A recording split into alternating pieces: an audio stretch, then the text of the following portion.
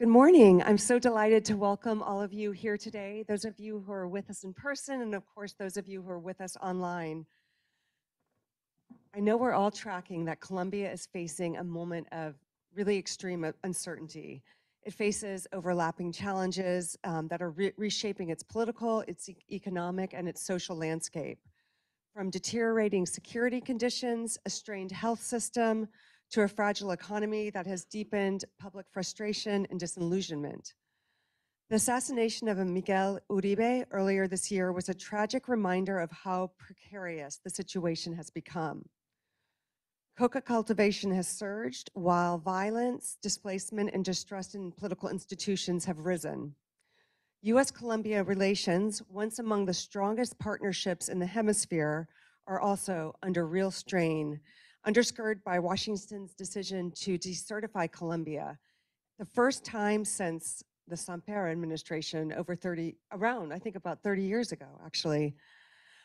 Yet Colombia has shown remarkable resilience before.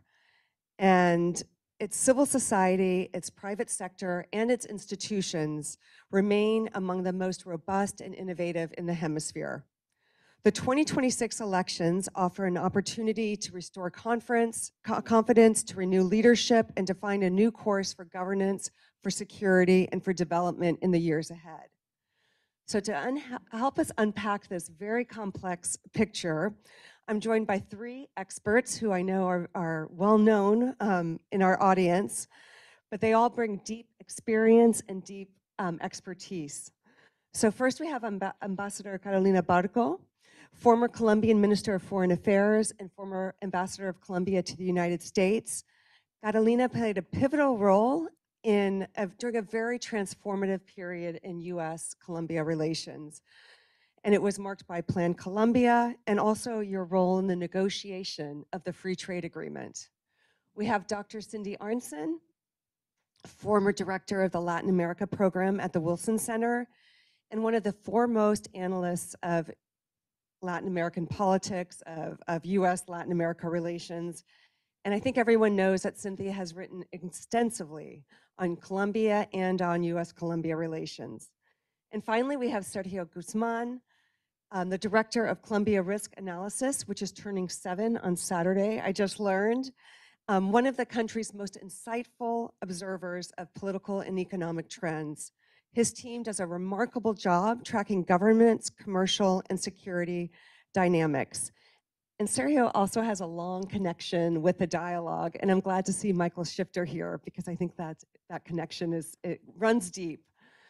So Carolina, I'm going to start with you, and as Colombia moves into this 2026 election year, how would you describe the electoral landscape?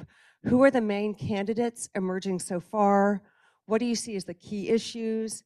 And finally, what does public sentiment tell us about citizens' confidence in institutions heading into this campaign season? Okay, well, first of all, thank you for this invitation. Delighted to be here, to see so many friends and so many people interested in Colombia and in the region, so I think it'll be a wonderful conversation. As I thought about the question about the landscape, I would say that there are two main feelings. There's a great feeling of concern and great uncertainty. And concern and uncertainty with respect to the electoral process and with respect to the results of the election. And let me talk about each one of them. As you said, with Miguel Uribe's assassination, it brought back to Colombia the terrible moment that we lived in 1989 when 3 of our candidates were killed. This had not happened since then, and it made us very wary of what could be coming ahead in this electoral period. And we are seeing attacks on politicians, violence in the regions. And so there is concern about the state's ability to fully guarantee public order and assure free and safe campaigning. The government, for example, a few days ago, the Interior Ministry said that there are about 104 municipalities that are said to face risk, and particularly the areas with coca, cultivation, contested territories, et cetera. And the Defensoría del Pueblo, also a government agency, is talking about 400 municipalities where there is risk and 20% where there's high risk. So we're talking about an environment where there is concern about the elections. Candidates are also asking for additional security. However, as we think about this, I think there's reason to believe that the elections will take place and that Colombia has a very strong electoral tradition. We have always had elections. Eduardo Posada, who wrote a book with Fernando Cepeda about the strengths of Colombia, says that this is one of our strengths and that we've always had elections. So we've had 51 elections since we stopped being Gran Colombia.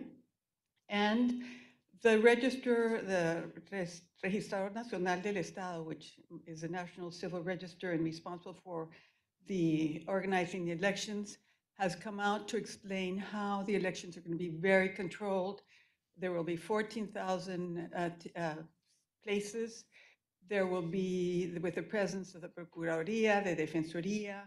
The Procurador has also come out today with all the different norms, et cetera, that have to be respected. There's great concern, and the institutions are responding to this. The private sector is following this very closely, and the armed forces say that they will provide safety in the rural areas. The second concern is with respect to the uncertainty about the results of the elections. And why is this? Because there is huge fragmentation. We're in the registration process for presidential elections in Colombia, which will be held the first round on May 31st and the second on June 2nd. You can be a candidate if you have a party that supports you, or if you're supported by signatures, which have to be 3% of the valid votes of the previous presidential elections, which I understand is about 630,000 signatures, which then have to be validated by the Registraduría de la Nación by on September 17th, 2025. That's when we'll have the final list. Today, I was reading the newspaper that at this point, there have been about 120 requests for registration by signatures. So we'll have to see how that plays out by December, and we'll have to see how then we manage this. We're also there's sort of concern right now just because the government decided to also to restrict information on polls or polling on voter preferences for now till the end of October. We'll have to see what their position is going further. But this had never happened, that we'd had restrictions on polling.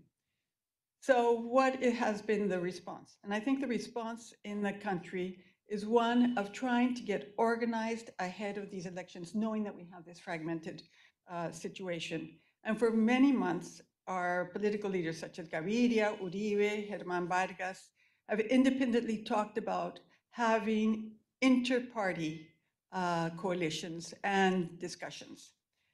There's nothing that has been decided as yet, but it is clearly of concern to everybody, and it is something that we are sort of working on to see how we can come to the elections with a much more limited number of candidates and greater clarity. So who are some of them? So with 100, I can't tell you all of the candidates, but the landscape has, as the Pacto Histórico, Petro's party is participating. He's going to have an internal consultation. He started with more candidates right now. Supposedly, there's Iván Cepeda, Daniel Gutierrez, who was mayor of Medellin, and Carolina Corcho, who's one of his ministers. Iván Cepeda is the last one to have come into this group, and he has a strong trajectory in with Petro and supports Paz Total and wants to continue with his policies. You have Claudia Lopez as I'm choosing, pick and choosing. So really, she has a group which would be more center left, also by signatures called Imparables. We have then a coalition with Sergio Fajardo and New Liberalism and Mira in the center, and they're very concerned about education and social programs, as well as fighting crime and restoring public order. I think the issues of security and the issues of cost of living are, as well as educational ones, because our health system has been so affected by this government, as has our education system, are top of mind in most of the campaigns right now. And it's very difficult to see differences when you're just starting and they're still just signing up. We have Germán Vargas Lleras, also Cambio Radical. He will be participating. He's been asked to participate, to be the leader. However, he's had health issues, so we don't know what his role will be. Centro Democrático, Álvaro Uribe's group is working together. They are going to have an intra-party consultation.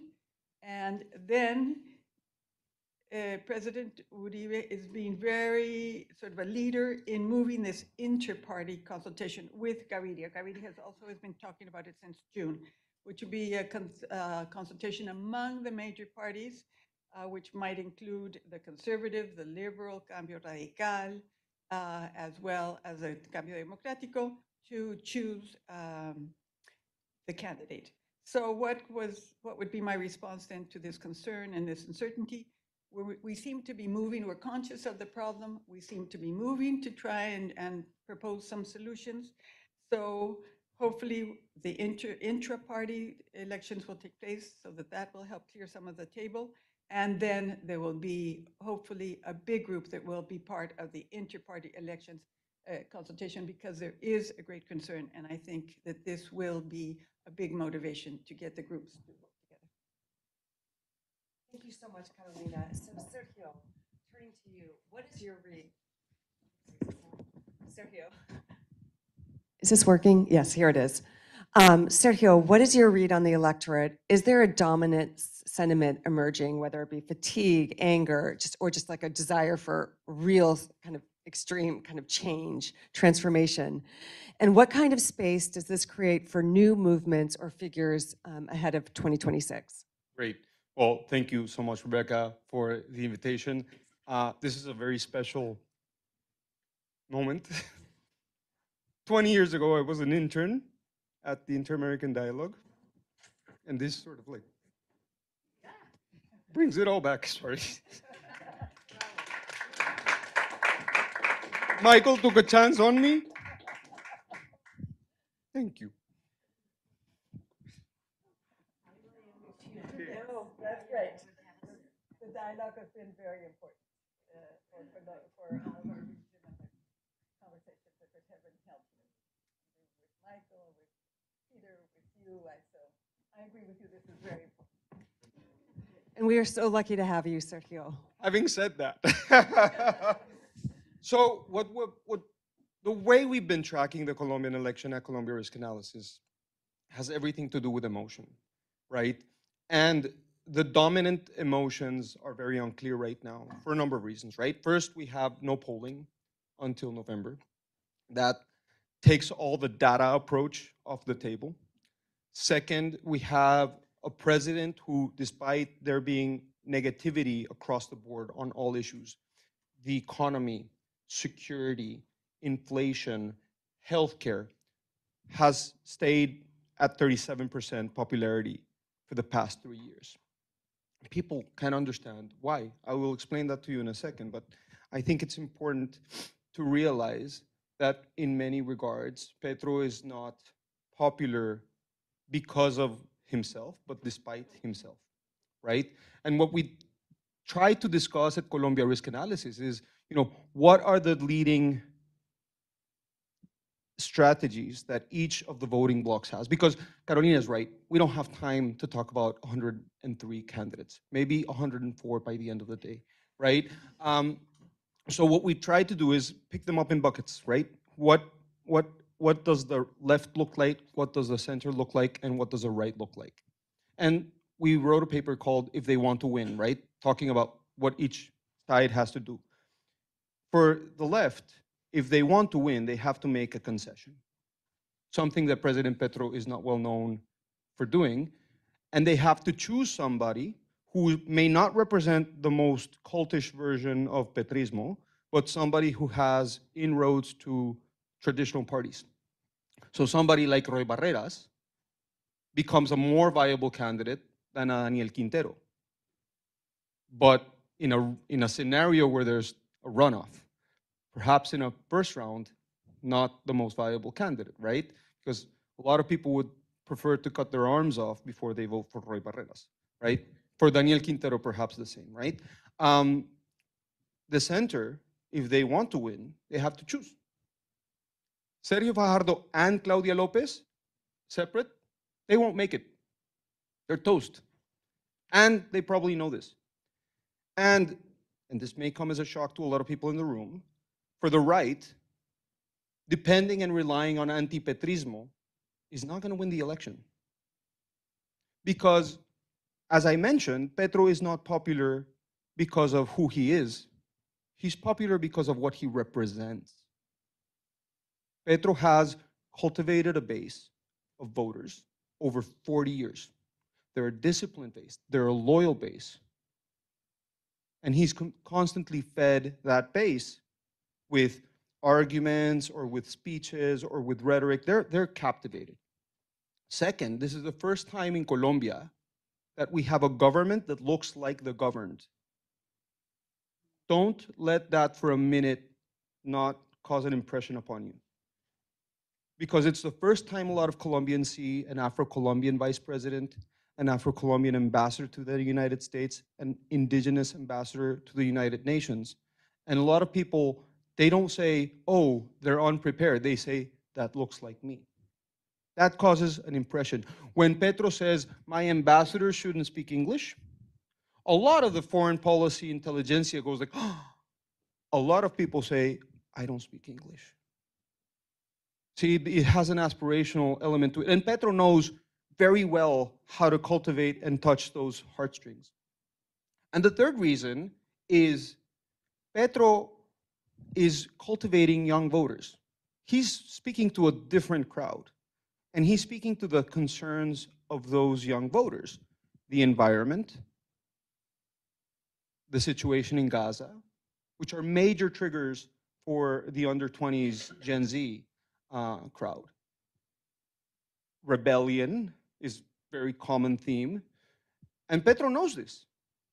He knows that his electorate is not going to be the same electorate of 2022. His electorate is going to be voting for the first time in 2026 because they've had 4 years to listen to him about some of these issues that they care passionately about.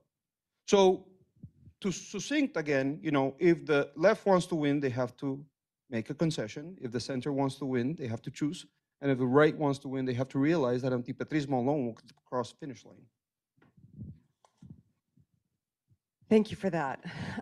Really interesting. That I love the point about for the first time we have a government that looks like the governed. So Cindy, turning to you. So I would love to get hear what you think of Colombia's current moment, particularly in terms of political stability and democratic resilience, but also given your expertise on U.S.-Colombia relations, how are the country's internal dynamics shifting how the U.S. engages with Colombia, with Bogota? Thanks so much, Rebecca, for this invitation. And I join Sergio in thanking Michael for all the years of attention to Colombia specifically and also the Andean region. It's been a great benefit for this policy community and for me personally. So thank you. I see Colombia in a very difficult moment. I share the sense of Carolina and Sergio that the polarization and fragmentation and constant confrontational rhetoric that is to a large extent fostered from above is dangerous for the political system. The Petro administration has attacked repeatedly the institutions that the president sees as standing in the way of his legislative agenda, whether it's the Constitutional Court or the Supreme Court, calling people into the streets to show their unhappiness with the process of appointing a new attorney general.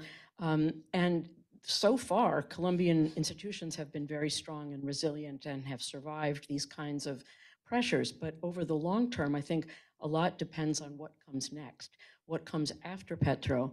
It seems that the candidates on the left, should the left triumph, which I see unlikely but not impossible, if that kind of confrontation continues, it will erode democratic governance. significantly, and we will see the Petro administration in a lot of ways as the beginning of the end of that process of institutional resilience. But again, I think depending on what happens in the next election, there's reasons for optimism. And I think it's very obvious that the kind of president that Gustavo Petro has had a profound impact on U.S.-Colombian relations. We've all seen the decertification. I don't need to go into that. But what I find promising is that the decertification, coupled with the national security waiver, demonstrates that as much repudiation as there is of Gustavo Petro and his governing style and his attacks on the U.S. and the performative gestures of confrontation and provocation, really. That is one thing, and the language of the decertification made it clear that the U.S. government is very unhappy with his leadership. But at the same time, there is a deep and abiding respect for and concern for the strength of the institutional relationship between the United States and Colombia, particularly in the security sphere. And we've seen over the years of Plan Colombia that the US-Colombia relationship has gone way beyond cooperation on fighting the FARC or the guerrillas or fighting narco trafficking into all of these other areas, free trade, culture, scientific exchange, whatever. And now we're kind of back to the minimum, which I find unfortunate. And again, it's not just that Petro is making moves. The destruction of USAID has had a major impact on US-Colombian relations. I heard a presentation from the International Crisis Group a week or so ago, which in which they said that something like 70% of Colombia's spending on humanitarian issues, on refugees, on displaced, aiding victims of the conflict, and implementing the peace process comes from the United States. So the withdrawal of that aid is really significant. Another piece that I find quite alarming is the speech by UN Ambassador, US UN Ambassador Mike Waltz before the UN Security Council a week or so ago, in which he expressed deep dissatisfaction with the UN verification mission in Colombia, which has been there since the signing of the peace agreements, and even before, I mean, long before, to implement, you know, the implementation of the agreement, but also to monitor these ongoing and unsuccessful talks with other groups. For the United States to veto a continuation of the UN mission and or to dramatically cut the funding for the mission, I think is another potentially devastating blow.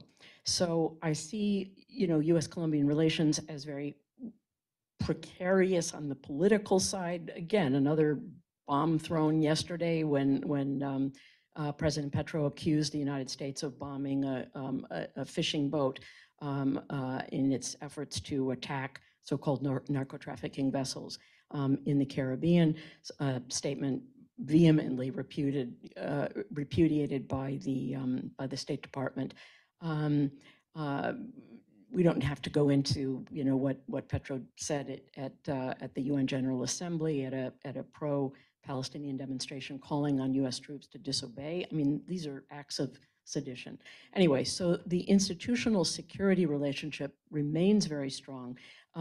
There is a embeddedness, a thickness of that relationship that has developed over these many decades of Plan Colombia. I think that will survive, and the U.S., like most Colombians, are deeply concerned about the deterioration in the situation of security in the country.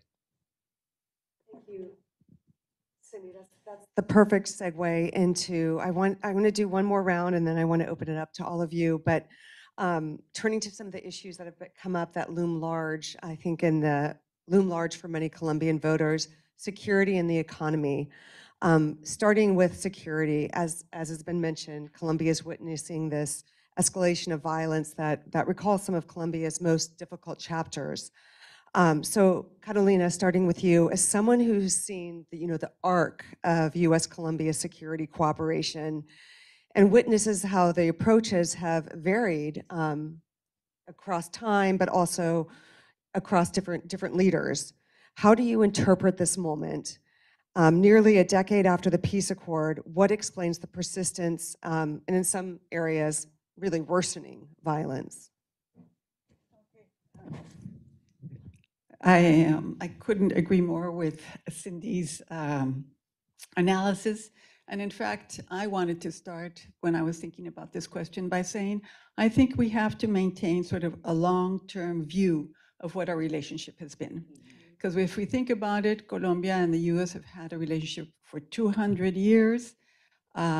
We've had problems in 1903 when the US supported Panama's independence, but Colombia was there for the Korean War, and I think that was sort of the beginning of a security cooperation where we were identified as an important ally, a country that was always with the United States. But we've had moments also of convergence and divergence. When President Bush, for example, President Bush 41 came to Colombia, it was a different take on the war on drugs. After his conversation with the presidents of Peru, Bolivia, and Colombia, he went back and the US offered us the ATPA, the possibility of sending all our products without tariffs, and then the APTDA, which was an extension and an improvement over this. And then we had the period of Ernesto Samper, where we had a very low moment, decertification, taking away the visa of a president. So we've seen these up and downs. There was also a waiver at the end, which sort of showed this wish to improve things.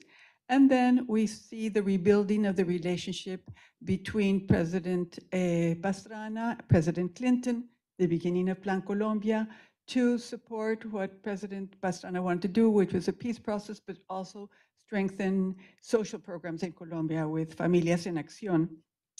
This relationship was strengthened when President Bush 43 and President Uribe worked together, and there the Plan Colombia also went in not only into fighting narcotics, but also counterinsurgency, because that's when understanding that drugs were being managed also by the guerrillas. This was one and a problem that needed to be addressed in this much more holistic way.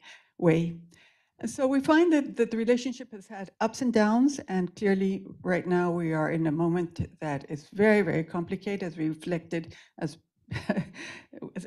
Cindy has said, not only, well, in his recent comments and in the comments of Petro and his actions in New York. But we have seen that maintaining a dialogue, the relationships between the leaders and the teams, developing trust, working in a bipartisan way has helped us to move through these different areas, and also accepting we probably won't have a Plan Colombia 2, but we will probably work together on the issues that are important to the US and to Colombia looking forward. So I think we've been very pragmatic. We've also had a long-term relationship which goes beyond governments. It's between our nations, and I think that this is what will move ahead. But what are we finding right now with the deterioration in our security? In a way, it's one has to start, I think, by understanding that Colombia is a very large and has a very rugged and difficult terrain with a huge Amazon area, huge pampas, up the Pacific, which has the highest rainfall in the world, etc. So it's a country where there have always been areas with little state presence. And this is an issue that we need to keep on addressing. We have to build more roads, we have to create more access, we need more state presence. So this is an issue that underlies the problem we have right now. The slow implementation of the peace agreement probably has played a role also in a situation where when the FARC have gone back into society, large rural areas were left sort of with a vacuum. And this has been filled by a lot of these criminal groups and groups associated with illegal activities.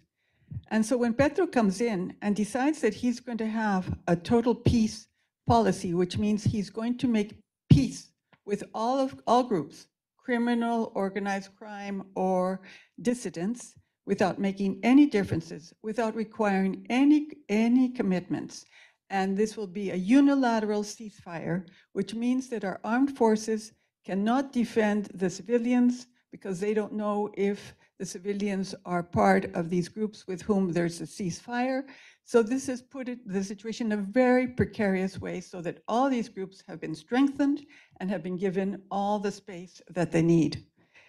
So we're really in a very difficult crisis, security crisis right now. And even though Petro says that the homicide rates have gone down, which they have, it's not because it's safer, it's because these groups have taken control of different areas of the country. And so the state has lost the control of this area and it has increased.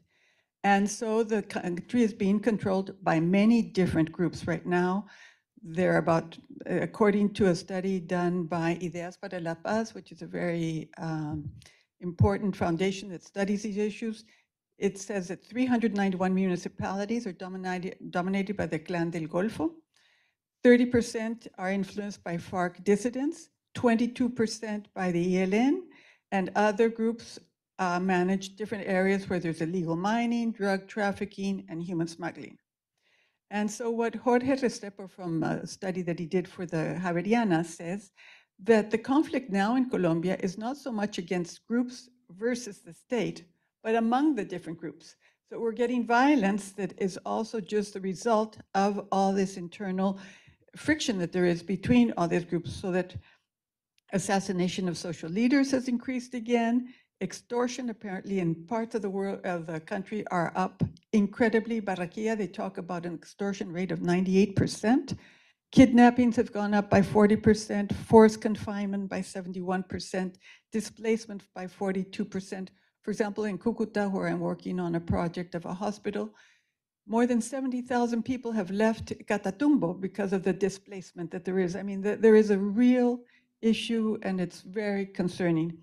So, and what is worse is that Petro's policy, it's not only total peace, but he has weakened all our security. So he's weakened the armed forces. We've reduced our armed forces from 240,000 men and women to 180,000 men and women. 83 generals have been retired, leaving colonels without senior level experience in command. The defense budget has been cut significantly. Intelligence is fragmented among different groups that do not trust each other and do not share information. So the confidence in the National Intelligence Directorate has eroded. It is seen as very political. And Colombia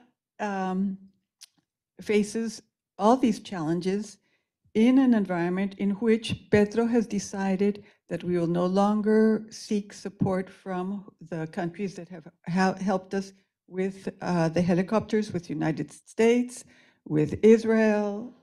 Russia also helped us. So our the helicopters of that are now grounded for lack of maintenance, for lack of fuel. And we've also decided we're going to take charge of the production of our own arms. No longer do we want the support from other countries, even though Indumil has shown that it has very little experience and success. So the situation is very complicated because we have all these actors and we have a government which is weakening all the possibilities of providing security. So I think that this is why we see that this is one of the major concerns that there is and that will be addressed by all of the candidates in our coming elections. Thank you, Carolina. That also makes me think about our tendency to use the homicide rates as an indicator, as the only indicator of violence. and the shortcomings of relying on that. Thank you for that. And this is kind of the perfect segue, again, into what I wanted to ask Sergio next. Sergio has written a lot about the fragmentation of criminal networks and of the various criminal groups and the competition among them, whether it be the ELN, the kind of the newly emerged criminal groups. So, kind of building on what Carolina described, how are these shifts, this kind of competition among groups, affecting governance and including at the local level? So thank you. What Cindy and what Ambassador Barco were talking about, I couldn't agree more with their comments, and I fully endorse what they're both saying, and I see the concern of the situation. And Colombian politics has usually been between peace or war, but I wouldn't put it that lightly. I would put between peace and plomo, paso plomo. And right now we're leaning towards the plomo. After Petro's total peace has rendered very few tangible successes because he's tried to break off the groups to have some success in some negotiation. So he says, oh, we reached an agreement with los comuneros del sur. That's great, but it's 200 guys in a little pit of the Nariño department that fragmented off of the ELN. So they're trying to, break the groups apart to have tangible outcomes that they can present as success. And what they're doing is they're complicating matters even worse by not having a very straightforward legal mandate to do so. Because with the Clan del Golfo, they're having these conversaciones sociojurídicas. I don't know what that means. Lawyers don't know what that means either. But they want to have these conversaciones sociojurídicas in Doha. President Petro said, the ELN will give up in 3 months after I'm president because I'm left wing, they're left wing. He wanted to replicate Santos' picture that he took with the FARC in Havana, but with the ELN. And the ELN said, oh, well, this doesn't mean I'm going to stop kidnapping people. You have to be crazy. And Petro was like, well. So he's been caught off guard multiple times because he's been very optimistic that because he's Petro, the process will succeed. And that's not clear. And particularly because the criminal economies have sort of boomed during this time in a post-COVID world, in a world where the state does not have the full control of the territory, in a state where there is much more chaos, then these groups provide some command, control, stability, and these are environments in which they thrive. And their objectives have never been to earnestly negotiate an agreement that will end in their demobilization and reintegration and disarmament. It's been to strengthen their current position vis-a-vis the government so that they can extricate concessions in the future. And some of those concessions are legally impossible to meet because the 2016 peace agreement says that if you abandon the peace agreement, like the Segunda Marquetalia has done, you're no longer welcome. Period. Full stop. No conversación sociojurídica for you. But Petro insists. How can they obstruct peace? How can they obstruct me? And that leads us to a place where there's local governance structures from these groups that are acting like local governments, that are acting like intricate webs of criminal groups that harken back to 1994, that harken back to 1998, and people are beginning to get fed up. And that's led to the rise of security populism. There are candidates, and this is not just in Colombia, there are candidates in Colombia, in Brazil, in Mexico, that are starting to say, you know what? What's the solution? Plomo. Even candidates like Claudia Lopez from the Green Party centrist are saying, todo el plomo que les quepa. That's not a very Green Party position, to be honest. But it speaks to where a lot of people are, even on the right. And I'll add something that may come out of left field, but you will understand where I'm going with. Miguel Uribe's assassination caused a ripple effect through the political body. But it's also caused a ripple effect in the structure of the campaign. because the campaign is no longer going to be had in large public rallies outdoors. The campaign is now going to be had in social media, in obscurity, where there's less control over misinformation, where the candidates only care about clicks and impressions, not nuance, performative acts like waving a Palestinian flag at the Andi, like having an incendiary comment to somebody and thinking because we disagree we're enemies, as opposed to having a conversation where we present different points of views, right? And because it's going to be held on social media, it just opens the door to many malign actors to interfere openly in our election without us hardly noticing. To add to the fact that we have no polling. So this security landscape also translates into the politics in a very direct way that I don't think we're analyzing. And I don't think that there's a mood in Washington or elsewhere to police social media in Colombia because the election can go a different way. In fact, it's going the opposite way. Don't police the internet. See that social media is free and open and whatnot. And so I do think, I do fear for our democracy. And as Cindy said, democratic institutions are holding, and they're doing a good job. But democratic institutions aren't buildings. Democratic institutions are people that make decisions that affect other people, and those people change. Those people leave those democratic institutions, or those people can be coerced, those people can be influenced. Democracy is an activity that is in constant flux. And I fear that the security situation is translating into the structure of the campaign, which is also translating to the structure of the discourse that's leading into a much more security populism phase that is going to bring bad news in the future.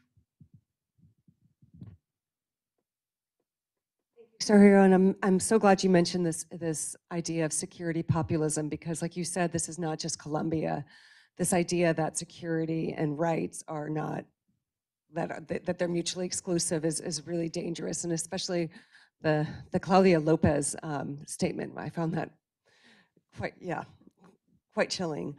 So Cindy, I'm going to ask you my last question then is about the economy, and something, Carolina, you mentioned this right off the bat, this kind of the issue, for example, of the cost of living. So Colombia's economy has faced some real headwinds, from inflation to slower growth. What do you think the economic issues that will matter? What do you think are the economic issues that will matter most to voters? And do you see reasons for optimism about Colombia's economy? Sure. Let's start with current reality. There are many ways in which, if you look at the numbers, the Colombian economy is doing well. GDP growth is greater in Colombia than in most other South American countries, big exception Argentina, Panama, whatever. But again, it's not yet beyond the pre-pandemic levels. Inflation is down from where it was during the pandemic as a result of all of the expansionary fiscal policy. Petro would like to claim credit for that, but we know that the central bank, which he attacks regularly for not being aggressive enough in controlling inflation, the central bank has had the critical role in that. So some of the fundamentals, the stock market is booming. I would love for a financial analyst to explain to me how that is possible. Colombia is something like 4th in the world at this point. We know that the stock market is booming in the United States, but it's higher in Colombia at a time, I think, of a lack of investor confidence. But in the medium, just in the medium term, not just the long term, there are real problems. One, and the principal one, is the suspension of the so-called regla fiscal, the fiscal rule, which keeps public debt to a certain percentage of GDP. And that should have only been suspended in times of, in extraordinary moments, and Petro has just decided to suspend it. When you increase the fiscal debt and you create more money in circulation, even if that is to the benefit of more disadvantaged sectors of the population, you create inflationary pressures. So I think in the medium term, we're going to see a return or it's going to creep up. The other thing is that Colombia has some really fundamental structural issues that are so stubborn. It's not just the Petro government, but previous governments that have not been able to significantly reduce informality. Informality now is about 58% of the working population, which is just crazy. These people don't pay taxes. They're outside a lot of the schemes of social protection, and it's not very efficient. There have been few productivity gains throughout the economy, and the oil and mining sectors are in decline. They're a large percentage of government revenue. Petro has suspended new exploration for a lot of laudable reasons. We want to shift away from a carbon-based economy, but this has hurt government revenues. And business confidence is not at an all-time low, but has taken some real hits. It doesn't help that violent demonstrators show up at the offices of Andi and perform acts of vandalism against the major business sector. There is a way in which the violence, which has been confined for most of the conflict to rural areas and marginal areas of the country, now is bleeding back into the cities. As Carolina mentioned, rates of extortion, of kidnapping are up. This affects the business climate. It can't not affect the business climate. Foreign direct investment, is still there, but the Petro government has not been terribly successful in attracting huge amounts of foreign investment into the green economy. Solar and wind are still only about 4% of electricity generation. So there's a lot of room, for growth, but so far that hasn't really happened. The other, in addition to informality, is skyrocketing or huge rates of inequality. Colombia, if I'm not mistaken, is the regional leader in inequality in Latin America, one of the highest in the world. And this, again, is an issue that Petro inherited, but he has not been able, on which he has not been able to move the needle. And my final comment will be on the tax reform, which, along with the pension reform, was one of the legislative successes of this government, puts the bulk of the burden on business, not on private individuals. It did raise taxes on the wealthiest individuals, which is a step forward in reducing inequality. But the tax burden on businesses, coupled with what Sergio was talking about yesterday at a presentation at SAIS, an increase in the minimum wage, again, laudatory, but makes increasing employment in the formal sector all the more difficult. So I see some really basic structural problems that need to be tackled and addressed, and last but not least, the infrastructure deficits that the country has. Where China could play a role. We haven't mentioned China this entire conversation, but where a government could be tempted, not just Petro, but a successor government, even of the right, to accept Chinese investment, even despite US pressures not to do so, simply to overcome these enormous deficits in roads and railroads and ports and all those kinds of things. So let's go ahead and open it up for questions. Kelly, we're going to bring a microphone to you. If you just want to introduce yourself, that would be wonderful. Great. Thank you so much, Kelly Myman-Huck. I'm on the board of the Dialogue. This has been a terrific conversation. I'm wondering if you could update us on the state of play with respect to displaced Venezuelans in Colombia. Ambassador Barco, you mentioned healthcare and pressures on the healthcare system as a political dynamic here. My understanding is that's had a role to play, not the only area where there's been impact, but would love to hear more about what's happening today in that space and how it's impacting public opinion. Thank you. Yeah, great idea. Why don't we take a couple? So I see a question here, and I see a question from Michael. So Michael, why don't you go ahead? We've got the microphone right there. Great. Thank you. Thank you for this great panel. Very interesting. I think Sergio and Carolina are the only Colombians who haven't announced yet their president candidacy. So if you want to take this opportunity. There's still time, Still Michael. time, yeah. So you might want to think about that. Sergio, I wanted to push you at your point about the three buckets of going back to your initial thing of the sort of the left, the center, and the right, and ask about the final category, going beyond the anti-petro. Two questions related to that. One is, what would that look like when you say go beyond anti-petro if they want to win? And what do you think the chances are that they'll be able to do that? I mean, you know the characters that are in the running, and will they be able to do that? Well, how do you assess that? Thank you. Let's start with those two, and then we'll. Great. Do you want to address the Venezuelan issue?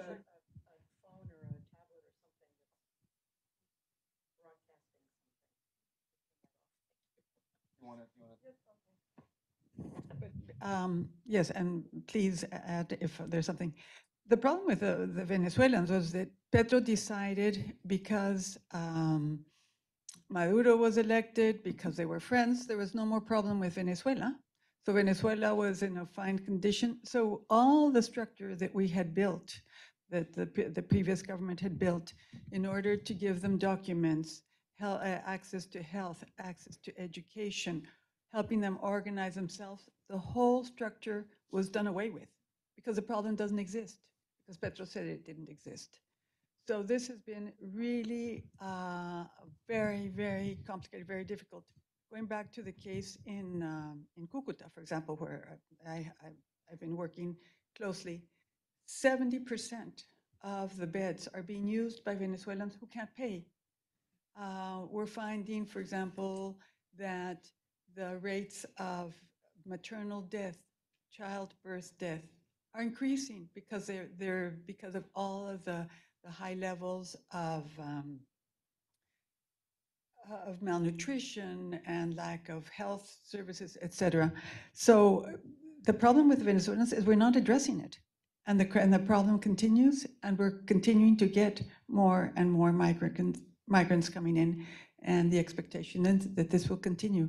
But since for Petro there's no problem, we will have to address this as time goes by, and it's very painful and very, and many of the programs also, as Cindy was saying, that were helped by USAID, and there was a lot of also international help. All of this has been drying up, so the situation has become more critical in time. Yeah, I agree with Ambassador Barco on all of the points, but particularly that last one, which is, Colombia has a universal healthcare coverage system, not European universal healthcare, but healthcare coverage mandate. So Colombian hospitals, particularly local rural ones, have to treat people that are coming in. And a lot of those people in areas like Cucuta are Venezuelans, whose complications become chronic because of lack of treatment or malnutrition or whatnot. So Colombia is on the hook for that. And the international assistance to Colombia to cover some of those expenses or help us carry the load are becoming more difficult to obtain, because nobody is like really in a very generous mood right now, right? Not the United States, clearly, after USAID, not Europe, because they have the Ukraine situation and a bunch of other situations that they're trying to deal with that affect their interests more closely. And because frankly, the expenses that Petro is trying to accrue are not directed at that population precisely because of the political objectives that Carolina was stating. So this is one of those issues that had a lot of attention, and there was a direct link between migration to the US and the situation in Venezuela that is no longer being done. Now the narrative has changed quite significantly. You want to touch that point? Just want to add, I mean, it's not just the number of Venezuelan migrants in Colombia, which are inching towards 3 million, 2.8, I think is the upward of 2.8. The absorptive capacity is just not there.